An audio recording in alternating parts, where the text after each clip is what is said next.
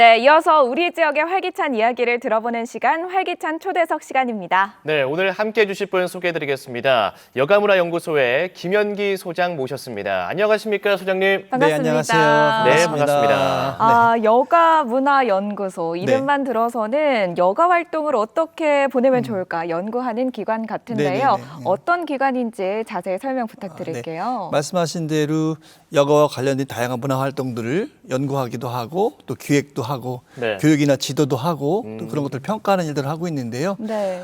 모든 사람들이 즐거운 세상 그리고 누구나 행복해질 수 있는 그런 세상을 꿈꾸면서 있는 우리 도내에는 유일한 그런 여가 관련 연구소라고 말씀드릴 수 있을 것 같아요. 네, 그렇군요. 여가 진짜 중요하거든요. 네. 요즘은 진짜 바쁘다 바빠 현대 사회라는 말을 자주 할 정도로 네. 현대인들이 정말 바쁜 일상을 보내고 있거든요. 네. 우리 소장님이 보시기에는 뭐랄까요? 좋은 삶이란 어떤 삶일까요? 네, 뭐 주관적인 문제이기 때문에 딱 정답이 있다 말씀드릴 수는 없지만 네. 크게 행복 연구자들은 네 가지 요소를 오. 좋은 삶의 요소라고 말하고 있습니다. 네 가지요. 네, 누구나 다 아는 그런 내용들인데 첫 번째는 건강이겠죠. 네. 네, 건강이 첫 번째 요소라고 볼 수 있고요. 두 번째는 어떤 일에 대한 성취나 성공 이런 것들이 두 번째 요소라고 할 수 있겠고요.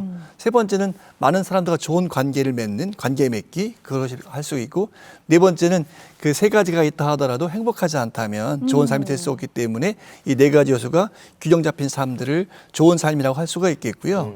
흔히 말하는 행복살이라는 것은 네. 이 네 가지 중에 중점을 어디에 두는가 나는 건강이 제일 중요한지 이렇게 볼 수 있는 것들인데 예전에는 뭐 건강하면 행복하다 이렇게 쭉 순위를 매겼다고 한다면 요즘 네네. 거꾸로 먼저 행복해짐으로써 더 건강한 삶을 살 수 있고 더 성공을 거둘 수도 있고 관계 맺기를 잘할 수 있다. 그래서 행복에 포커스를 맞춰서 삶의 좋은 것을 더 많이 발견해내는 그런 방식의 삶을 살아가자. 그것이 바로 저희가 주창하고 있는 행복살이 이렇게 말씀드릴 수 있을 것 같아요. 네, 그렇군요. 이 균형 잡힌 삶 중에서 행복이 없다면 또 삶이 얼마나 피폐하겠어요. 그런데 우리 현대인들이 행복하기 위해서 열심히 일하잖아요. 그런데 나는 좀 행복하지 않은 것 같다. 이렇게 말하는 현대인들이 참 많습니다. 꽤 많죠. 왜 그런가요? 유엔에서 그 매년 전 세계 154개국의 행복 지수를 조사해서 발표하고 있는데 우리나라는 생각했던 것보다 좀 낮아요. 한 낮아요. 대략 50위 하위권에 머물러 있고요. 아이고. 행복 점수를 100점으로 기준했을 때 약 57에서 9점 정도 유지하고 있습니다. 네. 또 제가 10년 동안 우리 충북도 행복 지수를 쭉 추적 연구하는 그런 조사를 했는데 네. 거기에서 우리 도민들 행복 지수도 약 58, 9점대 이렇게 머물러 있어요. 맞네요. 네. 경제 수준은 한 10위권 안에 드는 그런 우리가 수준인데 네. 뭐 불행하다고 할 수는 없지만 경제적인 수준에 비해서 행복지수가 너무 낮기 때문에 이 격차가 크죠. 그래서 그러네요. 충분히 행복해지지 못하는 사회다 이렇게 말씀드릴 수가 있을 것 같고요. 네. 이유는 여러 가지가 있을 수 있는데 제가 생각하는 이유는 행복을 배운 적이 없기 때문에 그런 것 같아요. 학교나 평생교육에서 이렇게 행복해질 거야라는 걸 가르치지 않았고 단순히 돈을 많이 벌면 행복해질 거야 이런 식의 사회를 살았다는 거죠. 또 하나의 요인은 이제 우리가 세상과 삶을 바라보는 또 나 자신을 바라보는 것들이 굉장히 좀 부정적인 편향성을 가지고 있어요. 좋은 것을 바라보기보다는 갖지 못한 것, 부정적인 것에 지나치게 편향되어 있다 보니까 사실은 굉장히 많은 조건들이 좋은데도 불구하고 내가 알아차리지 못하는 것들이죠. 뭐 그런 요인들이 우리를 행복하게 하지 못하고 있지 않나 그렇게 생각하고 있습니다. 네. 세상을 바라보는 긍정적인 태도가 중요하다라는 네. 거는 진짜 솔직히 누구나 다 알고 있지만 그걸 네. 유지하는 게 참 그렇죠. 힘들다라는 그런 생각이 들거든요. 그러면 소장님 네. 긍정적인 태도를 꾸준히 유지하기 위해서는 어떤 생각이 도움이 될까요? 네, 심리학자들은 그 태도를 세 가지 요소로 보고 있는데요. 네. 첫 번째는 인식, 그리고 감정, 행동인데 이렇게 의도적으로 하라는 거예요. 네. 보다 긍정적인 인식을 가지라는 거죠. 네. 나와 세상에 대해서 그러니까 좋은 생각을 많이 하라는 거고요. 두 번째는 행복에 대한 좋은 감정을 느끼는 그런 경험들을 많이 하라는 거예요. 아하. 이게 대부분 여가에 관계된 거라고 할 수가 있겠죠. 네. 또 기쁨이나 즐거움을 느끼는 감정을 자주 느껴야 되고요. 세 번째는 어떤 특별한 행동을 할 경우에 긍정적 감정이 만들어집니다. 예를 들면 친절이라든지 감사라든지 이런 행동들을 의도적으로 반복하게 되면 그런 것들이 행복감을 느끼게 하는 긍정성을 높이는 활동이 됩니다. 결국 우리가 부정적 태도를 가졌다는 것은 우리의 뇌가 네. 부정적인 경향을 지니고 있다는 거거든요. 앞에 있는 세 가지들을 반복해서 훈련하게 되면 우리가 이 부정적으로 편향된 뇌를 긍정으로 옮겨올 수가 있겠고요. 그렇게 되면 나의 환경과 주변은 바뀌지 않지만 내가 세상을 바라보는 방식이 달라지기 때문에 그 이후의 세상은 좀 더 행복해지고 나은 삶을 갈 수 있겠다고 볼 수 있겠습니다. 아, 그렇군요. 이 소장님께서 방금 감사에 대해서 이야기를 네네. 해주셨는데요. 이 감사하다는 일이 많다는 게 또 행복하다는 증거가 될 수도 있잖아요. 그렇죠. 이렇게 감사한 마음을 갖는 게 내 행복과 좀 연관이 될까요? 충분히 연관이 되죠. 긍정 심리학자들이 말하는 행복의 가장 큰 기술, 그럼 네. 간파라고 할 수가 있어요.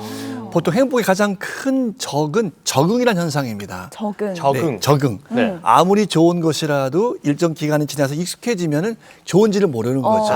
네. 이것이 우리가 생존하기 위해서 만들어 온 그런 중요한 생활의 어떤 그런 생존 전략인데 네. 이것이 행복을 가로막는 가장 큰 방해수가 되는 거예요. 예를 들면 좋은 음식도 자주 먹게 되면 좋아지지 않고 어떤 좋은 선물들도 오래 지나가 보면 사라지게 되죠. 네. 이런 적응들을 없애는 것들이 굉장히 중요한데 그렇게 하기 위해서 필요한 것들이 바로 낯설게 바라보기입니다. 예를 들면 가족이나 이 친구들이 늘 가까이 있으면 이 소중함이 적응되기 때문에 잊어버리게 돼요. 네. 그러면 때로는 그 가족이나 친구들을 좀 낯설게 바라보는 거죠. 다른 말로 말씀드리면 당연하지 않게 생각하게 되는 겁니다. 그런 훈련을 계속하게 되면 사실은 내가 감사할 일이 너무 많다는 걸 깨닫게 되죠. 행복학자들은 감사는 행복의 저울이라고 이야기하고 있는데요. 행복을 100을 얻고 싶다면 감사를 100 실천하면 된다고 합니다. 그래서 감사가 행복을 이끌어가는 첫 번째 기술 중에 가장 중요하다고 할 수가 있을 것 같아요.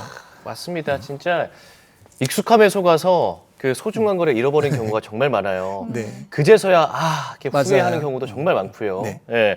우리 그 소장님께서 강의를 많이 나가시는 걸로 들었거든요. 그러면 그 현장에서는 어떠한 행복의 장애물을 가장 많이 말씀하시던가요?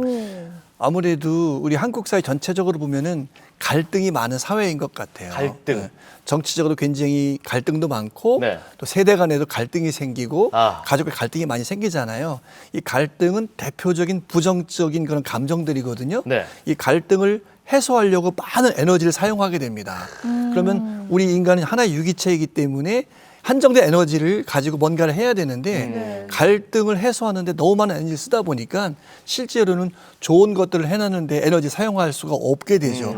바로 이런 것들이 굉장히 중요하기 때문에 즉 갈등을 줄이는 그런 활동들이 필요하고요. 네. 이 갈등이 또 조금 더 나가면 비교로 가게 됩니다. 아우, 듣기만 해도 아우, 네. 막 짜증나죠. 그래서 네. 다른 사람들의 평가와 시선 또 남을하고 견주면서 불행한 느낌 이런 감정들이 부정적 감정들이 굉장히 중요한 것들인데 네. 이런 것들을 잘 해소하는 행복 교육을 통해서 이런 것들을 극복하게 된다면 우리는 조금 더 행복으로 나갈 수 있는 길이 열리게 된다고 볼 수 있을 것 같아요. 아, 그렇군요. 행복 교육이 중요하다라고 말씀해 주셨는데 네네. 사실 뭐 우리는 국어, 영어, 수학 이런 교육만 받아봤지 행복 교육을 그렇죠. 받아본 적이 없는 것 같아요. 지금까지 우리는 생존을 위한 교육만을 받았어요. 네. 뭐 직업이라든지 일하는 것들에 교육을 받았고 여가와 건강, 행복과 같은 이런 행복을 위한 전략에 대한 교육들은 학교에서 잘 가르쳐주지 않았죠. 그러니까 사실 행복은 그냥 되는 것이 아니라 생활의 기술이에요. 피아노를 잘 치려면 연습을 해야 되는 것처럼 네. 행복도 내가 생활 속에서 뭔가를 실천해서 얻을 수 있는 기술인데 이 하는 방법을 모르니까 저절로 이루어지진 않기 때문에 문제가 되는 거죠. 네. 행복 교육이 정말 중요하다고 할 수 있습니다. 또 나 자신을 아는 것도 굉장히 중요한 것 같아요. 이 네네네. 부정적인 감정을 없애기 위해서는 나를 좀 잘 돌아봐야 할 것 맞습니다. 같은데요. 어떤가요?